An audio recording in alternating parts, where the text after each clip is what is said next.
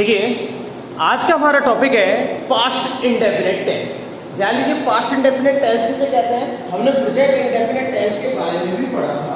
Present indefinite जो tense होता है उसमें हमने पढ़ा था, उसकी पहचान होती है ता है, ती है, ते है, ता है। देखिए उसमें लग रहा था है, लेकिन अब बात है यहाँ पर पास्ट की, तो पास्ट में आपको दिखाई देगा था। तो देखिए इसकी पहचान मिलेगी आपको, ता था, ती थी, ते थे, या, ये, आ, ई, ए आदि आते हैं। ध्यान दीजिए हिंदी वाक्यों के अंत में ता था, ती थी, ते थे या आ, ई, ए आते हैं। अब देखिए इस प्रकार के टेंस में हमें क्या पता चलता है, किसी जो कार्य है वो हमारा पास्ट में हो गया। अधिकतर हमने देखा है कि जितनी भी हम स्टोरी पढ़ते हैं सारी जो स्टोरी होती है वो पास्ट इंडेफिनिट के अंतर्गत ही लिखी जाती है। अब देखिए एक सेंटेंस में मैं आपके सामने बोल रहा हूँ, हम रोजाना स्कूल जाते थे, मतलब पास्ट की बात है। उसने कहा, उसने मुझे नहीं देखा, क्या तुम मुझसे कभी नहीं मिले, तुमने अपना गृह कार्य क्यों नहीं किया।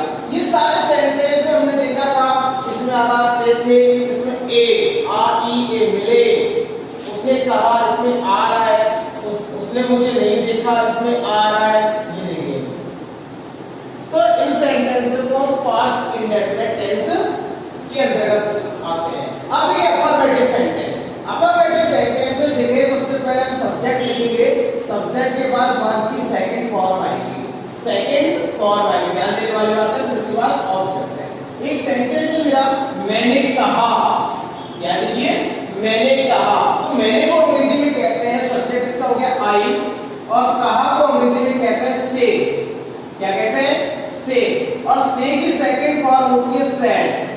तो सेंटेंस हो गया हमारा आई सेड, मैंने कहा, उसने सोचा, उसने को अंग्रेजी में कहते हैं ही। ध्यान दीजिए वह को भी ही कहते हैं और उसने को भी ही कहेंगे।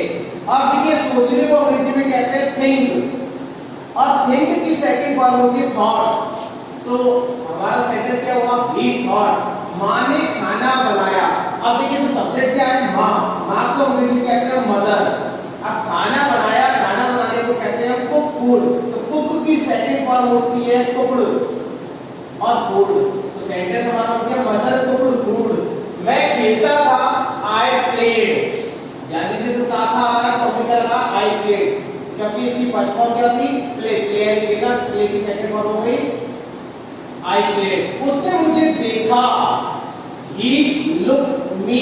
अब देखिए लुक भी कह सकते हो और आप इसे सी भी कह सकते हो, और सी की सेकंड फॉर्म होती है सा, सी सा सी। इसी प्रकार बिजली गई, करेक्ट वेंट आउट। तो गो आउट जाना होता है तो सेकंड फॉर्म लगाएंगे, इसलिए आपका हो जाएगा वेंट आउट, गो के अकॉर्डिंग। हम रोजाना स्कूल जाते थे। देखिए हम को अंग्रेजी में कहते हैं बी, बी के बाद हमें लेंगे वर्ब की सेकंड फॉर्म जाना, जाने को अंग्रेजी में कहते हैं गो, और गो की सेकंड फॉर्म हो गई वेंट। तो वी वेंट टू स्कूल, और डेली डेली मतलब रोजाना। मैं चाय पीती थी, सॉरी सी टुक टी, मतलब टेक एंड होता लेना या पीना, तो टेक की सेकंड फॉर्म हो गई हमारी टुक। अब बात करते हैं हम नेगेटिव सेंटेंसों की। नेगेटिव सेंटेंस में क्या होगा? किसी भी कर्ता के साथ हमें डिड प्लस नॉट का प्रयोग करना है, और जो हम वर्ब की सेकंड फॉर्म का प्रयोग कर रहे थे अफर्मेटिव सेंटेंस में, तो हमें इसमें वर्ब की फर्स्ट फॉर्म का प्रयोग करना है। जैसे सेंटेंस में तो इसमें कहा था मैंने कहा, तो यहाँ सेंटेंस में मैंने नहीं कहा, तो आई डिड नॉट से। तो देखिए क्या लगाया हमने? डिड नॉट, और ये क्या है? वर्ब की फर्स्ट फॉर्म। उसने नहीं सोचा, he did not think, think यानी सोचना। देखिए हमने लगाया है माँ ने खाना नहीं बनाया, मदर डिड नॉट। तो कहने का मतलब हमने नेगेटिव में क्या लगाया है? डिड नॉट, और इसके बाद वर्ब की फर्स्ट फॉर्म का प्रयोग करना है, जो कि ये है। मैं नहीं खेलता था, I did play. Did not को डिड भी बोल सकते हैं। उसने मुझे नहीं देखा, he did not see या look me। हम रोजाना स्कूल नहीं जाते थे, we did not go to school। तो देखिए हमने सब्जेक्ट क्या लगाया है? did not का प्रयोग किया है, और did not के बाद वर्ब की फर्स्ट फॉर्म आती है। ध्यान देना है इस बात को, विशेष ध्यान देना है।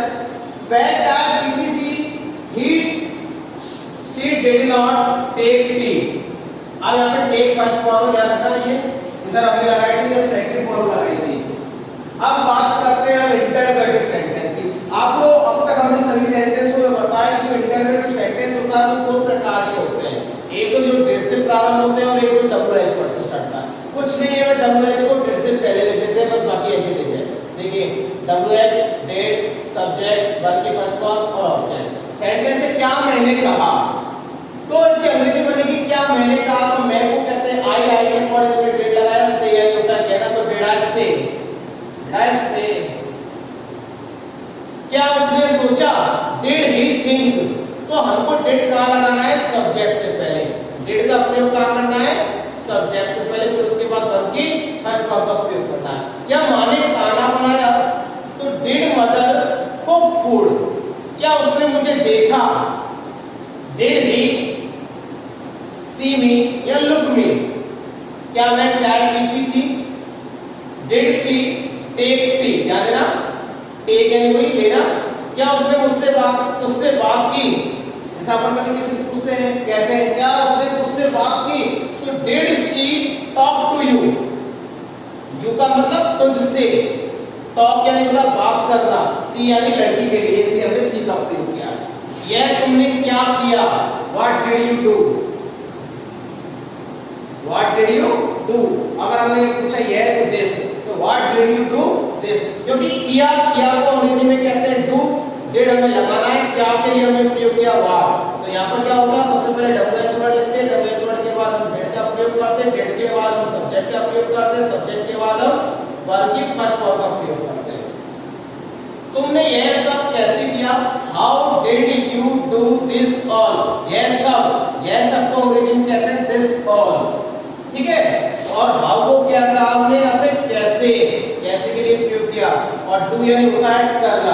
तो देखिए हमने टेंस में हमने पढ़ा था पास्ट इंडेफिनिट टेंस के बारे में। मुख्य बात क्या थी इसकी, मुख्य बात यह है कि सभी टेंसों के अंतर्गत था, थी, थे या आ, ई, ए आदि का प्रयोग करते हैं, तथा इस टेंस में क्या होगा, अफर्मेटिव सेंटेंस के अंतर्गत हमें किसका प्रयोग करना है, डिड का प्रयोग करना है, अफर्मेटिव सेंटेंस में हमें वर्ब की सेकंड फॉर्म का प्रयोग करना है, जबकि नेगेटिव सेंटेंस में हमें did plus not plus verb की फर्स्ट फॉर्म का प्रयोग करना है। देखिए इतना अंतर आपको देखना पड़ेगा।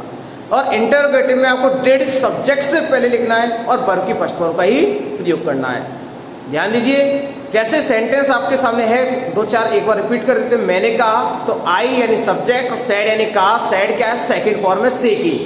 उसने सोचा, ही थॉट, अब थिंक यानी होता है सोचना, और सोचने को सेकंड फॉर्म होती है थॉट। इसी प्रकार अगर नेगेटिव सेंटेंस होता तो मैंने नहीं कहा, तो नहीं आया है तो नेगेटिव सेंटेंस हो गया। नेगेटिव सेंटेंस का मतलब हो गया कि हमें इसमें डिड नॉट का प्रयोग करना है इंग्लिश बनाते समय। तो आई डिड नॉट से क्या है, फर्स्ट फॉर्म में।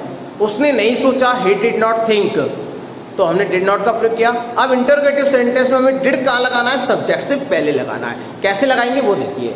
सबसे पहले हमें एक क्वेश्चन सेंटेंस पढ़ते हैं। सेंटेंस क्या है हमारे सामने, क्या मैंने कहा, डिड आई से, तो हमें डिड कहाँ लगाया, सब्जेक्ट से पहले। क्या उसने सोचा, डिड ही थिंक, तो हमें क्या करना है, इसमें डिड को सब्जेक्ट से पहले लेना है। अगर मान के चलिए कोई WH शब्द आ जाए, तुमने यह क्यों किया, तुमने यह क्यों किया, तो क्यों को अंग्रेजी में कहते हैं वाई, और वाई के बाद हमें डिड का प्रयोग करना है। तो वाई डिड, और किसने, तुमने, यू। यह क्यों किया, तो why did you do this, यह तुमने क्यों किया। और अगर यह तुमने क्या किया, तो क्या को अंग्रेजी में कहते हैं व्हाट, तो what did you do this.